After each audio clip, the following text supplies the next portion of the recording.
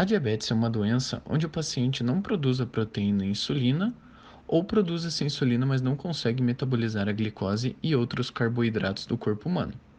Essa doença atinge cerca de 16,8 milhões de pessoas no Brasil, sendo o quinto país com mais incidência no mundo. Quando essas pessoas sofrem algum acidente de corte, demoram muito na cicatrização, podendo gerar infecções de difícil cura. Através do nosso produto, isso seria resolvido, pois com o nosso produto é possível acelerar esse processo de cicatrização e prevenir infecções. A cicatrização é um processo dividido em três etapas, onde são a inflamatória, uma fase exudativa da ferida que dura entre 48 a 72 horas. Ela se inicia logo após a lesão, com a liberação de substâncias vasoconstritoras. Nessa fase, a ferida pode apresentar dor, edema e vermelhidão.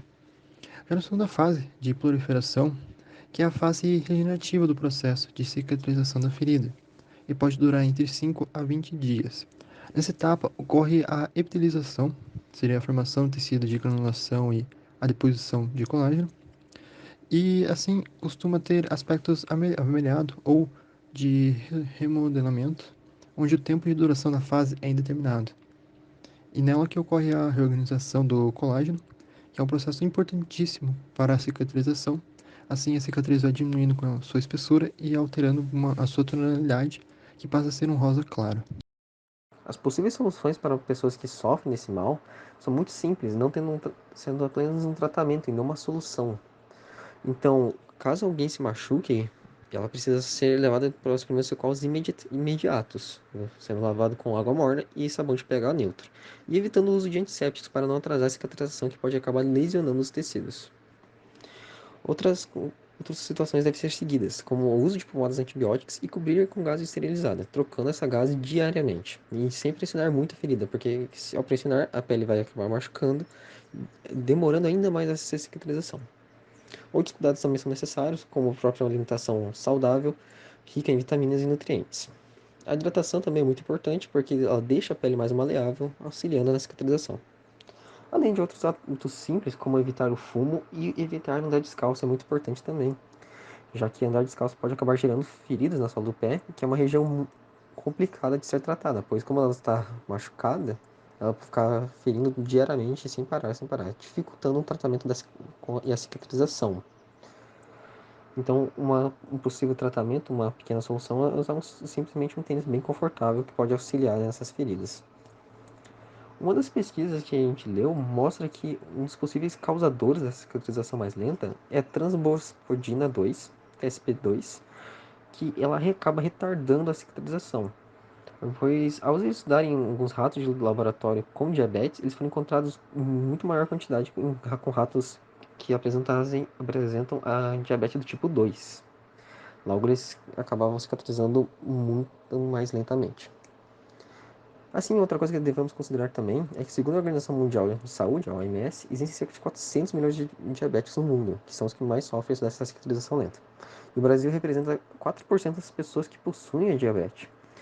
Porque, por mais que seja um número baixo, ainda existem 55 mil casos de amputação todo ano, devido a esse quadro de cicatrização lenta.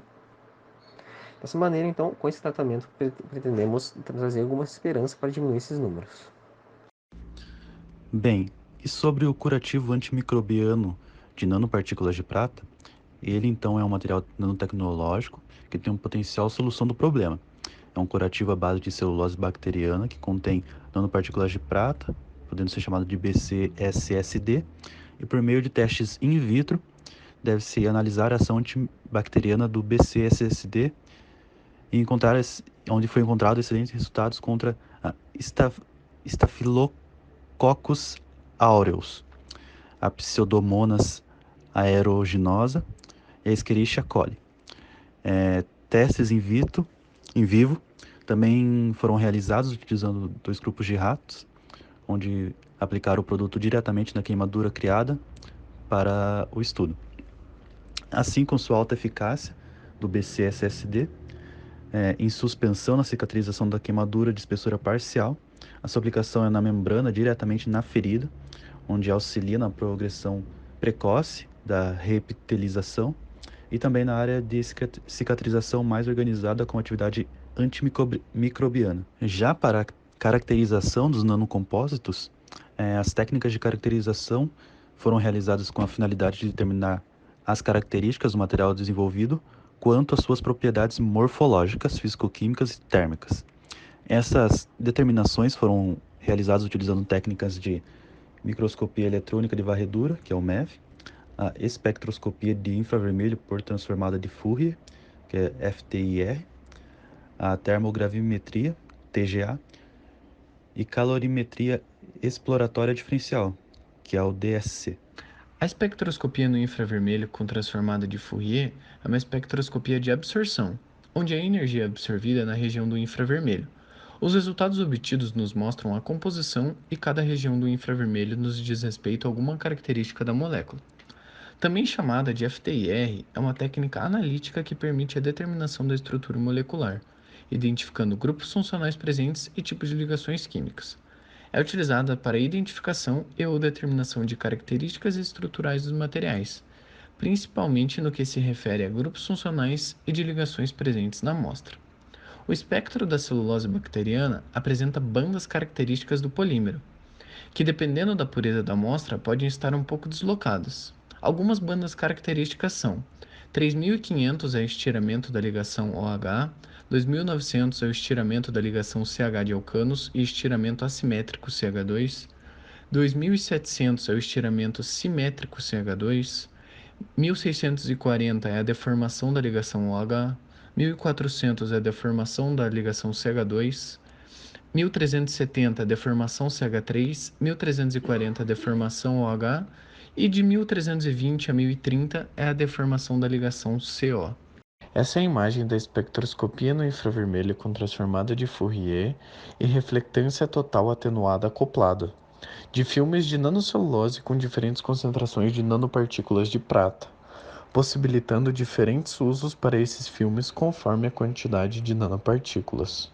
Em relação à microscopia eletrônica de varredura MEV, ele foi utilizado ali para identificar um nanocompósito produzido com a celulose bacteriana e a nanoargila, e ela foi realizada em microscopia eletrônica com o intuito de avaliar a morfologia do material, onde a gente consegue visualizar a estrutura ou o formato assim da superfície do material, e pelas imagens a gente consegue notar a presença de nanofibras de celulose bacteriana.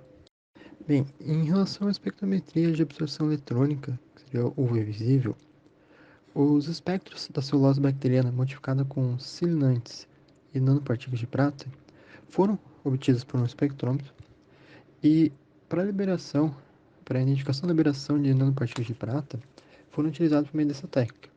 E a gente consegue identificar ainda que, para todas as amostras, fez uma varredura na região de 300 a 800 nanômetros, em uma coberta de quartzo com um caminho óptico de 1 centímetro.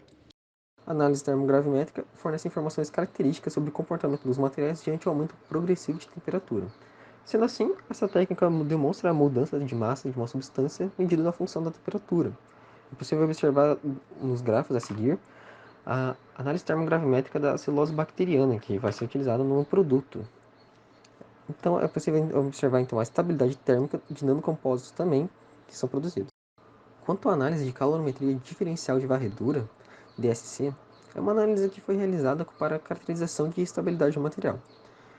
E assim, então, é medida a alteração de calor de uma amostra enquanto ela é aquecida durante uma temperatura constante. Sendo assim, com esse ensaio é possível verificar a ocorrência de mudanças físicas e químicas através de ganho ou perda de calor. Então, com o uso desse ensaio é possível identificar diversos eventos térmicos dos materiais, como a própria temperatura de transição vítrea, a de cristalização, fusão e seu grau de cristalinidade. Bem, e a espectroscopia por energia dispersiva, o EDS, é realizada no microscópio MEV, onde através do EDS é selecionada uma área específica e esta área é irradiada por raio-x. Como cada átomo emite um sinal característico para esta radiação, é possível ter uma ideia da composição qualitativa das amostras. E também sobre o potencial zeta, ele ocorre devido ao aumento de área superficial, que com a maior formação de íons de prata, isso acaba mudando as propriedades ópticas, magnéticas, químicas e mecânicas. E o gráfico mostra o potencial zeta, podendo se relacionar com a estabilidade eletrostática.